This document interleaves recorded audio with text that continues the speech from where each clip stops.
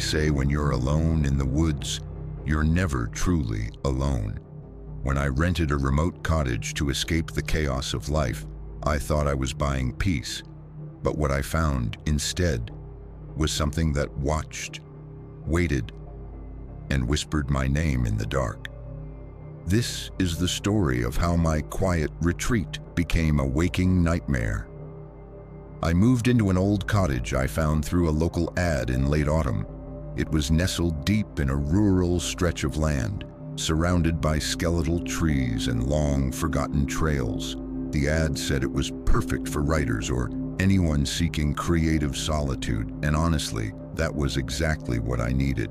A quiet place to reset after a really ugly breakup and an even uglier lease situation. The landlord was an older woman named Ruth, who barely spoke more than a few words when we met. Just handed me the keys, gave me a soft warning to keep the windows shut tight after dark, and drove off. I remember laughing it off like some small-town superstition, but something in the way she said it made me remember the words. The house had one floor, a basement, and an attic crawl space. It was just big enough for one person and had a worn but cozy vibe. I set up my laptop on the kitchen table, stocked the fridge with easy meals, and by the second night, I was already sinking into the calm I'd been craving. The first few days were uneventful. Long walks, journaling, cooking, watching TV until I dozed off. Then one night, around 2 a.m., I woke up to a sharp creaking sound coming from the ceiling above me. I was sleeping in the small bedroom off the main hallway, and the noise was just loud enough to sound intentional, like someone carefully stepping across the attic floor. My heart started pounding. I tried to convince myself it was just the wood shifting in the cold, but the creaks came again. This time, slower, heavier. I got up, grabbed the flashlight from my nightstand, and stepped into the hallway. I stared at the square attic hatch in the ceiling. I hadn't even touched it since moving in. It had a thin rope dangling from it like a drawstring, swaying ever so slightly. I stood there for maybe 5 minutes, paralyzed, just waiting to hear it again. But it went quiet, completely silent, like the whole house was holding its breath. I didn't sleep much that night.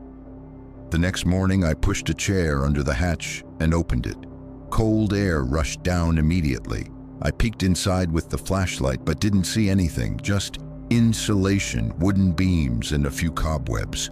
Still, I couldn't shake the feeling that something had been up there. The following night, I double-checked the windows and locked the doors before bed. Around midnight, I woke up again, but this time not from a sound. It was a smell, a horrible stench like rotting meat and wet soil. It was so strong I gagged. I got out of bed and followed the smell down the hall, expecting to find maybe a dead animal in the wall or something. But when I reached the living room, I saw that the basement door was cracked open. I was certain I had locked it earlier. I didn't even want to get close, but I forced myself to look inside. The smell was pouring from the basement. I flicked the light switch. Nothing. The bulb must have died, or maybe the power to that section was out. I shut the door, shoved a chair against it, and went back to bed with all the lights on. At around 3:30 a.m., I heard whispering, not from the attic, not from the basement. This time, it was right outside my bedroom door. I froze. It was a low, hoarse whisper, like someone struggling to speak. I couldn't make out the words. I sat up slowly, trying not to make a sound. The whispering stopped. Then came the knock. One slow, solid knock on my bedroom door. I didn't move. I didn't breathe. The knob jiggled softly just once, then silence. I stayed like that, rigid in bed, for over an hour. Eventually, I got up, opened the door, and looked around the house. Everything was still. The basement door was still closed and blocked. No one was there. The next day, I called Ruth, the landlord.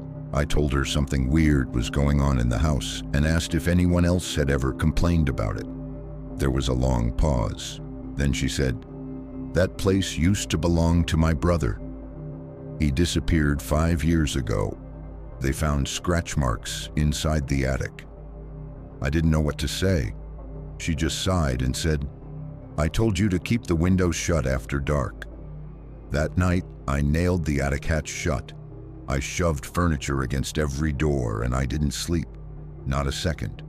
Around 4 a.m., I heard footsteps on the roof, then scratching at the attic hatch, even though it was sealed. The last thing I remember before grabbing my bag and running out of that house was a voice whispering from the vents. It said my name. And then it laughed.